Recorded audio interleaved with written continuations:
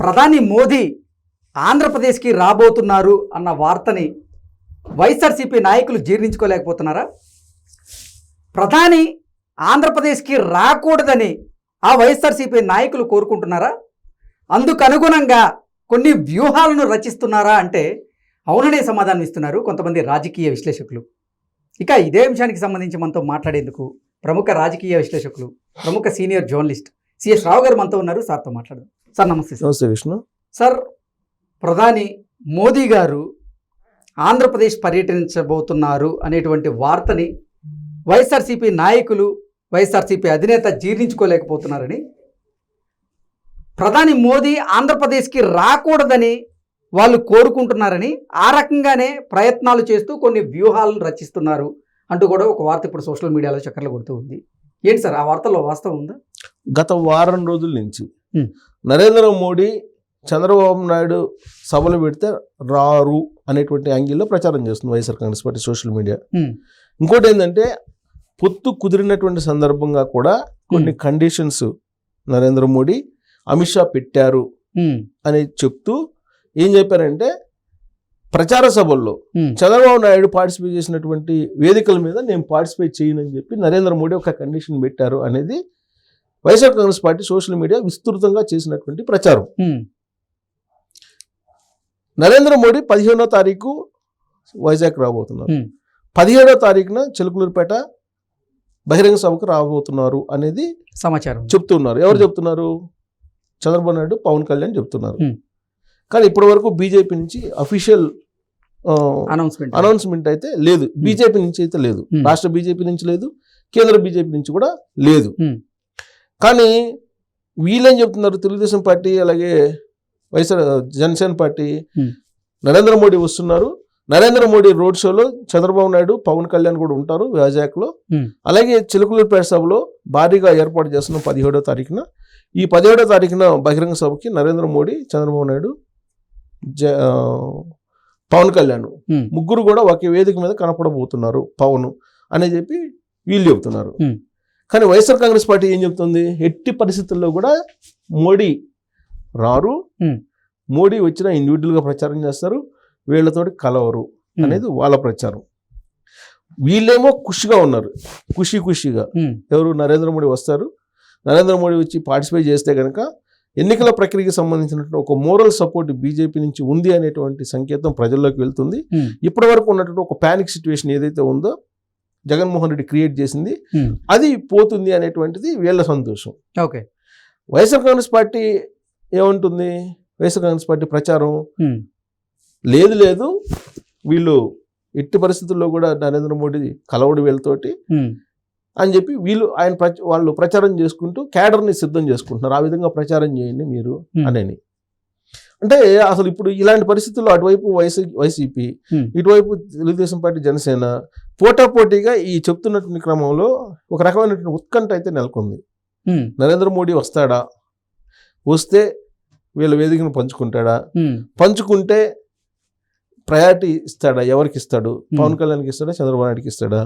ఇలాంటివన్నీ ఆసక్తికరమైనటువంటి ఒక చర్చగా కనిపిస్తుంది, ఇప్పుడు వినిపిస్తుంది. ఇప్పుడు సో దాంతోపాటుగా అసలు పొత్తు కుదిరిన నేపథ్యంలో వైఎస్ఆర్సీపీ మీద విమర్శలు చేసే అవకాశం ఉందా అనేది కూడా సర్వత్రా చర్చనీయాంశంగా మారింది. అవును.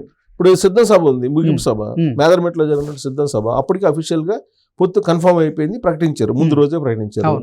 సిద్ధం సభ వేదిక నుంచి జగన్మోహన్ రెడ్డి ఏం ప్రకటిస్తాడు, ఏం వ్యాఖ్యానిస్తాడు, ఎలాంటి కామెంట్ చేస్తాడు పొత్తు మీద అనే దాని మీద ఆసక్తిగా ఎదురు చేశారు. లాస్ట్కి ఆయన ఏమీ లేకుండానే, పొత్తు గురించి అసలు ఏమీ మాట్లాడకుండానే జస్ట్ ఊరికే నామినల్ గా మాట్లాడి, అసలు పార్టీ పేరు కూడా తీయకుండా, పార్టీ పేరు తీయలేదు, నరేంద్ర మోడీ గారు అని అంటూ ఒకే ఒక సందర్భంలో ఆయన ప్రస్తావించారు. ఇది మామూలు ప్రత్యేక హోదా విషయంలో నరేంద్ర మోడీ గారు అని చెప్పి అప్పుడు ఇస్తా ఉన్నారు, తర్వాత మాట్లాడలేదని జస్ట్ సింపుల్ గా అలా వేవ్ లాగా అలా మాట్లాడేసి వెళ్ళిపోయారు అంతే. అది రిజిస్టర్ అయ్యి కాకుండా ప్రజలకి మాట్లాడాడు జగన్మోహన్ రెడ్డి. అంటే బీజేపీ మాట కానీ, నరేంద్ర మోడీ, అమిత్ షా మాట కానీ ప్రస్తావించడానికి కూడా జగన్మోహన్ రెడ్డి ధైర్యం చేయలేకపోతుంది. మొత్తం 1.5 hour ప్రసంగంలో ఎక్కడ కూడా లేదు. బీజేపీ కేవలం ఒకసారి ఆయన ఏమన్నాడంటే జాతీయ పార్టీ అన్నారు కానీ అంతే, ఒక జాతీయ పార్టీ నోటా కన్నా తక్కువ వచ్చినటువంటి పార్టీతో పొత్తు పెట్టుకున్నారు వీళ్ళు అని చెప్పి ఆ కామెంట్ చేశాడు తప్పితే ఇంక ఎక్కడా కూడా నరేంద్ర మోడీ అన్యాయం చేశాడని కానీ ఆంధ్రప్రదేశ్కి, లేదా నరేంద్ర మోడీతో పొత్తు ఎట్ట పెట్టుకుంటారు అన్యాయం చేసినటువంటి నరేంద్ర మోడీతో అని కానీ ఇలాంటి కామెంట్లు ఏమి చేయలే జగన్మోహన్ రెడ్డి. అంటే జగన్మోహన్ రెడ్డికి బీజేపీ అన్నా నరేంద్ర మోడీ అన్నా గౌరవమా లేకపోతే భయమా తెలియదు. ఒకనొక సందర్భంలో ఆయన ఏమన్నాడంటే రాజకీయాలకు అతీతమైన బంధం తనకి మోడీకి ఉందని చెప్పి ఆయన అనౌన్స్ చేశాడు బహిరంగంగా. బహుశా అలాంటి బంధం ఏమన్నా అడ్డుపడుతుందా విమర్శించడానికి జగన్మోహన్ రెడ్డికి అనేది ఇప్పుడు మనం ప్రశ్నించుకోవడానికి అవకాశం ఉంది.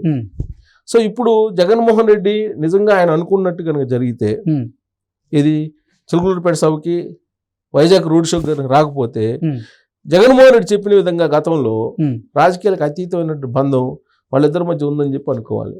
ఈ పొత్తు అంతా ఒక నాటకం. ఇది ఇండైరెక్ట్ గా చంద్రబాబు నాయుడికి ఎన్నుపోటు పడడానికి ప్లాన్ చేశారా అనేది అభిప్రాయం కొంతమందిలో ఉంది. అది బలపడేటువంటి అవకాశం ఉంది. అది ఇప్పుడు పొత్తు అనగానే రెండు పరిణామాలు చోటు చేసుకున్నాయి. ఒకటి ఏంటంటే చిలుకలూరుపేట సభకి ఆర్టీసీ బస్సులు ఇవ్వడానికి సిద్ధమయ్యారు. ఇంతకుముందు తెలుగుదేశం పార్టీ పెట్టుకునే రా కదలిరా ప్రోగ్రామ్స్ కి ఎక్కడ కూడా ఆర్టీసీ బస్సుల్ని ఇవ్వడానికి అంగీకరించలేదు, డబ్బులు కడతా ఉన్నా కానీ ఇప్పుడు పొత్తు కన్ఫర్మ్ అయిపోయిన తర్వాత జరుగుతున్నటువంటి మొట్టమొదటి సభ చిలుకలూరుపేట సభ. దానికి బస్సులు ఆర్టీసీ బస్సులు ఇవ్వడానికి అంగీకరించారు. సో అది పొత్తు ఎఫెక్ట్ అనుకోవాలి. రెండేంటంటే అక్కడ జేసీని మార్చారు, అది కూడా పొత్తు ఎఫెక్ట్ అనుకోవాలి. మూడేంటంటే కొద్దిగా ఇప్పుడు జగన్మోహన్ రెడ్డి కొంచెం దూకుడు తగ్గించాడు. ఇప్పుడు మొన్న సిద్ధం ముగింపు సభలో ఆయన చేసినటువంటి ప్రసంగం అంతా కూడా మనం గమనిస్తే అది పసలైనటువంటి ప్రసంగం. ఎక్కడ కూడా అగ్రెసివ్నెస్ లేదు, ఎక్కడ కూడా విమర్శలు లేవు, ఎక్కడ కూడా నేను రాబోయేటువంటి రోజులు ఇది చేస్తానని చెప్పి చెప్పలేదు. ఇంకోటి ఏంటంటే ఇప్పుడు ప్రభుత్వం నడవాలంటే ఒక 10,000 కోట్లు ఇమీడియట్ కావాలి. ఆ 10,000 కోట్ల కోసం ఢిల్లీ చుట్టూ తిరుగుతున్నారు.